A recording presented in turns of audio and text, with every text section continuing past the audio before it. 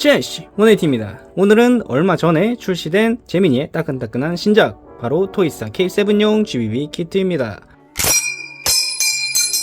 언제 나오나 했는데 드디어 나왔습니다. K7용 GBB 키트. 일단 기본적으로는 지난번에 소개해드린 같은 제조사의 요 K1용 키트와 아주 다이나믹하게 차이가 나는 것도 아니라서 조금 더 디테일한 영상을 원하시면 링크 띄워드릴 테니까 한번 체크해주시면 감사하겠습니다. 이쪽에 띄워드릴게요. K7 키트는 뭐 언젠가 나올 것 같기는 했는데 개인적으로는 K2 버전이 먼저 나오고 그걸 기반으로 K7 버전이 나오지 않을까 했는데 우째 K7이 먼저 나와버렸습니다. 이게 내부 구조는 탄창과 그리고 탄창 연계되는 내부 구조만 제외하고는 K1과 K2의 짬뽕이나 마찬가지라서 일단 K1과 K7 키트의 설계가 완료되었다는 것은 조만간 K2 키트도 출시되지 않을까 하는 기대를 가지고 있습니다. 아무튼 이번 K7 키트는 전작과 마찬가지로 토이스타의 에어코킹 K7을 마루이 MWS 설계 기반의 가스블로우백 에어소프트건으로 변환시켜줄 수 있는 컨버전 키트입니다. 여러분들이 가지고 계신 토이스타 K7을 가스건으로 만들어줄 수 있다는 뜻이죠. 저도 당연히 이렇게 가지고 있던 K7이 있어서 여기에 세팅을 해줄 생각입니다. 가격은 전작인 K1A 키트에서 3만원 오른 28만원입니다. 물론 여기에 전작과 마찬가지로 탄창은 별매고요. 이너바렐과 호흡고무도 별도입니다. 탄창 하니까 말씀드리는 것이지만 K7은 9mm라서 얇은 막대 탄창을 써야 할 텐데 그럼 탄창은 어떻게 했을까 궁금하시죠? 탄창은 다이나믹 택티컬, 즉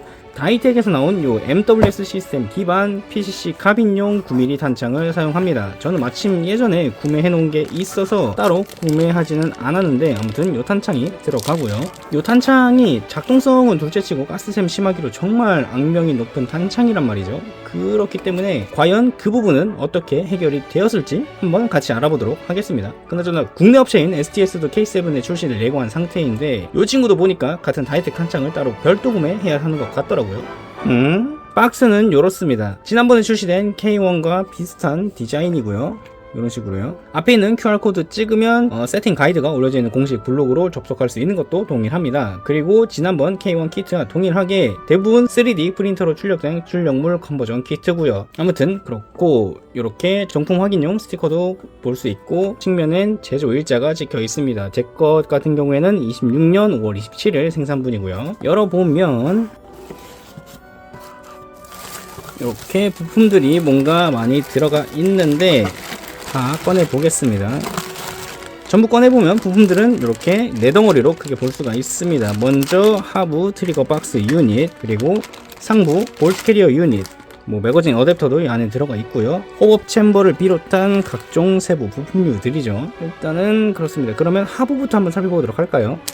일단 한번 열어보면 매거진 유닛과 하부 트리거 박스가 이렇게 같이 들어가 있습니다. 하부 트리거 박스는 일단 기존 K1용과 크게 달라진 점은 없는 것 같아서 넘어가 볼까 했는데 다른 점이 살짝 있네요. 엄청 크게 다른 건 또 아니긴 한데 먼저 연사 시어가 들어가는 쪽 핀이 들어가는 부분에 이렇게 마개가 하나 추가가 됐습니다. 이게 추가된 것을 보면 이게 시어 핀이 빠지는 경우가 종종 있었나 보네요. 아무튼 마개가 추가가 되었기 때문에 핀이 빠질 걱정은 크게 하지 않아도 될 것으로 보이긴 합니다. 그리고 앞에 보시면 아시겠지만 이게 모기주둥이 같이 노커 길이가 굉장히 길어졌습니다. 9mm 탄창을 사용해야 하는데 이 탄창이 맥을 정가운데에 위치하기 때문에 밸브는 때려줘야 하니까 어쩔 수 없이 노커의 길이를 늘릴 수밖에 없었던 것으로 보입니다. 이게 노커가 길어진 만큼 내구성이 또 보장될까 싶기는 하는데 이런 식으로 작동이 되거든요. 키트 개발하시면서 2만 발 이상의 내구성 테스트도 진행하셨다고 하니까 일단은 믿어보겠습니다. 노커 길이를 기존 그대로 하고 어댑터 내부에 추가 노커를 설치해서 이중 노커로 하는 방법도 있었겠지만 아마 두 방법 모두 테스트 해보시고 이게 더 내구성이 높다고 판단하셔서 이 방식으로 하시지 않으셨을까 하는 뇌피셜을 굴려보고 있습니다.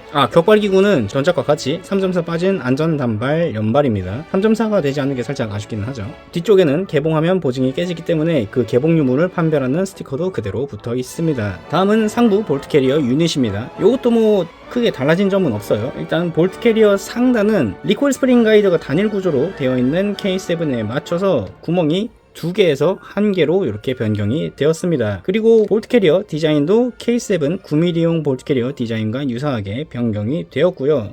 보시면 가스 포트홀이 없는 걸 알 수가 있죠. K1용은 이렇게 가스 포트홀이 있거든요. 노즐도 뭐 크게 달라지는 건 없는 것 같습니다. 다만 볼트 캐리어 길이 자체는 이게 K7 볼트 캐리어가 K1이나 K2용보단 좀 짧기 때문에 보시면 아시겠지만 볼트 캐리어 길이도 그에 맞춰서 조금 짧아진 걸 또 볼 수가 있죠. 그리고 대부분의 재질이 출력물로 되어 있기 때문에 이렇게 삑삑거리는 소리도 마찬가지로 들으실 수가 있어요. 다음은 이 키트의 하이라이트라고 할 수 있는 매거진 어댑터입니다. 이 매거진 어댑터가 사실 개발하시면서 가장 골치 아프시지 않으셨을까 싶은 부분인데 아님 말고요. 일단 다이텍 9mm 탄창을 사용하면서 어찌되었건 가스루트와 메인 밸브 그리고 비비립 등등등 여러 작동부의 위치가 다 달라졌기 때문에 이 어댑터를 사용하시면서 연동 부품들의 공차를 정확하게 맞춰야 사이클이 정상 작동되기 때문에 그 위치를 잡으시는데 시행착오가 가장 많으시지 않으셨을까 싶습니다. 일단 매거진 어댑터는 이렇게 투피스로 제작이 되어 있고 상하로 분리가 되는 방식입니다. 좌측에는 별도로 분할되어 있는 부품이 이렇게 하나 있는데 이게 탄창을 삽입했을 때 과도하게 위로 올라가지 않도록 위치를 잡아주는 이 스토퍼로 보이고요. 우측에는 볼트 캐치와 연동되는 부품이 이렇게 있습니다. 탄창에 있는 볼트 스타퍼가 올라오면 이 어댑터에 있는 볼트 스타퍼도 올라오고 이게 볼트 캐치를 올려줘서 최종적으로 볼트 스탑이 되는 구조로 보이고요. 말로 설명드리니까 조금 복잡하긴 한데 그냥 이중으로 올려주는 구조라고 생각하시면 편합니다. 그리고 좌측엔 이렇게 구멍이 하나 있는데 바로 탄창 멈치용 구멍입니다. 이 말인즉슨 드디어 K7의 탄창을 뺄 때 우측 버튼을 눌러서 뺄 수 있다는 뜻입니다. 기존 토이사 K7은 실물과 다르게 탄창 멈치는 탄창 어댑터를 고정하는 역할이고 탄창 자체는 어댑터에 달린 이 MP5 탄창 멈치 비스무리하게 생긴 걸쇠가 탄창을 고정해줬기 때문에 재장전을 하려면 이렇게 실물과는 좀 다른 방식으로 탄창을 빼야 했는데 드디어 제대로 탄창 멈치를 눌러서 뺄 수 있다는 뜻이 되었죠. 아무튼 탄창은 앞서 말씀드린 대로 다이나믹 택티컬의 MW 시스템 9mm PCC 탄창을 사용하게 됩니다. 탄창을 넣어보면 이런 느낌이고요. 어댑터와 하부 유닛을 살짝 결합해보면 이런 느낌, 이 상태로 상부까지 살짝 결합해보면 이런 느낌이 되고요. 거기에 탄창까지 들어가게 되면 이렇게 조립이 되는 것이죠. 그럼 이제 나머지 세부 부품들을 한번 살펴보도록 합시다. 먼저 호법 챔버 같은 경우에는 기존 K1에 들어가 있던 녀석과 동일한 것으로 보이고요. 챔버 익스텐션과 아웃바렐 커팅용 지그도 이렇게 들어가 있고 요거는 또 새로운 부품인데 이게 확인해 보니까 리코일 스프링 가이드용 정렬 플러그라고 합니다. 상부 리시버에 끼우는 부품인데 리코일 스프링 가이드의 정 가운데 정렬을 위해서 부착하는 부품으로 보입니다. 볼트 캐치는 K7의 하부 리시버가 K1과 거의 흡사하다 보니까 전작과 거의 동일한 것으로 보입니다. 다만 제가 가지고 있는 초기형과는 다르게 내구성이 조금 더 보강된 신형 부품으로 변경된 것으로 보이고요. 셀렉터도 마찬가지로 기존 부품과 동일한 것으로 보입니다. 그 말은 맞습니다. K1과 동일하게 리시버 셀렉터용 구멍을 넓혀주는 타공이 또 필요하다는 뜻이죠. 탄창 멈치도 일단은 크게 달라진 점은 없는 것으로 보입니다. 하부 리시버 뒷판 보강용 파츠도 이렇게 똑같이 들어있고요. 장전 손잡이 어댑터는 일단 기존 K1 키트엔 장전 손잡이까지 있는 부품이 이렇게 한 개 통째로 들어가 있었는데 이번에는 그냥 단순히 어댑터만 이렇게 들어가 있습니다. 이 부품은 또 플라스틱 장전 손잡이만 호환된다고 하네요. 이 친구거든요. 이런 식으로 이제 끼우는 부품일 텐데 요즘 생산부분들은 대부분 메탈 장전 손잡이가 달려있기는 한데 이게 메탈 장전 손잡이를 사용하게 되면 어댑터가 또 부러지는 그런 경우가 종종 있습니다. 에어소프트건 AK 계열의 제니트 RP1 어댑터 장착하면 무게 때문에 종종 부러지는 현상이랑 똑같아요. 그렇기 때문에 플라스틱 장전 손잡이를 사용하시는 게 정신건강에 매우 이롭습니다. 어차피 실총도 플라스틱 재질이니까요. 요거는 토이스타에서 별도로 부품을 판매 중이니까 아마 개당 2,000원 정도로 하는 걸로 제가 알고 있는데 필요하신 분들은 따로 구입하시면 될 것 같습니다. 그리고 순정 그립 장착용 와셔와 볼트도 이렇게 들어있네요. 좋습니다. 이게 전작과 동일하게 원하시는 분들은 실물 그립도 사용 가능하니까 원하시는 세팅이 가능하실 거예요. 그리고 마지막으로 탄창 가스켓 서비스품이라고 귀엽게 적혀져 있는 탄창 가스켓 부품, 이 친구인데, 제가 앞서서 말씀드렸다시피 이게 다이탱 9mm 탄창의 신뢰성이 정말 좋지 않다고 제가 말씀을 드렸었잖아요. 이게 하부 고정부 쪽 오링 내구성이 처참해가지고 이게 가스샘이 정말 빈번하게 발생된단 말이죠. 제미니 측에서도 이걸 캐치하고 조금이라도 더 오래 사용할 수 있도록 이렇게 가스켓을 하나씩 동봉해서 보내주신 것 같습니다. 일단은 오링을 대체하는 역할을 하는 부품으로 보이기는 하는데, 이것도 TPU 고무 재질로 출력된 3D 프린팅 부품으로 일단 보이기는 해요. 과연 이 친구가 제대로 역할을 해줄지 그거는 나중에 세팅하면서 한번 보도록 하겠습니다. 자, 오늘은 이렇게 제미니에서 출시된 토이스타 K7용 GBB 컨버전 키트를 언박싱 해보면서 간단하게 살펴봤습니다.